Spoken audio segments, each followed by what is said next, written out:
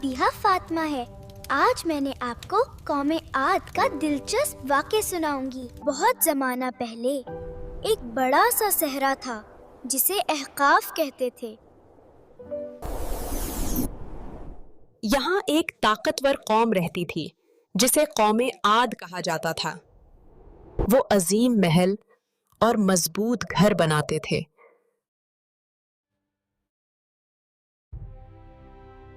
वो अपनी ताकत पर बहुत फख्र करते थे। वो कहते थे, हमसे ज्यादा ताकतवर कौन है?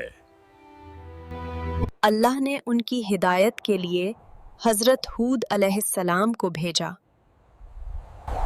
हजरत हूद अलैहिस्सलाम ने फरमाया, अल्लाह एक है, उसी की इबादत करो और शुक्र अदा करो। मगर अक्सर लोगों ने इनकार कर दिया और मजाक उड़ाया। कुछ अरसे बाद बारिश रुक गई और जमीन खुश्क हो गई। फिर एक दिन आसमान पर स्याह बादल छा गए।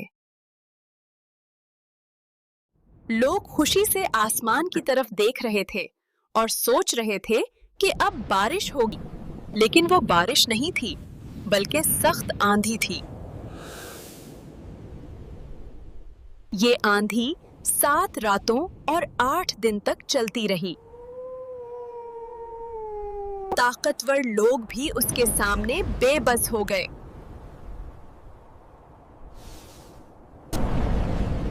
सिर्फ वो लोग बच पाए जो अल्लाह पर ईमान लाए थे। आखिरकार बस्ती वैरान हो गई। कौम आद दुनिया के लिए निशाने इबरत बन गई। हजरत हूद अलैहिस्सलाम ने लोगों को हिदायत दी और दुआ की। ये आंधी रुक गई और जमीन दोबारा पुरसकून हो गई। सिर्फ सच्चाई और ईमान का रास्ता ही इंसान को बचा सकता है। लोग एक दूसरे की मदद करते हुए अपने छोटे घरों को दोबारा बना रहे थे। ताकत और दौलत सिर्फ अल्लाह की दी हुई हैं।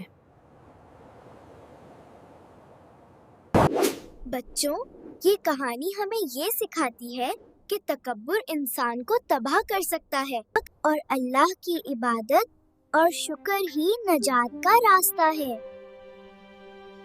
जो लोग ईमान और नेक नियत रखते हैं वो हमेशा महफूज रहेंगे। छोटी छोटी नेकियां भी अल्लाह के नजदीक बहुत कीमती हैं। कौम आद की कहानी हमें याद दिलाती है कि तकब्बुर और नफरत से बचना चाहिए और अल्लाह की इबादत और शुक्र ही असले नजात है। हम दोबारा मिलेंगे एक और इस्लामी वाक़े के साथ। हमें लाइक, फॉलो और सब्सक्राइब करना मत भूलें।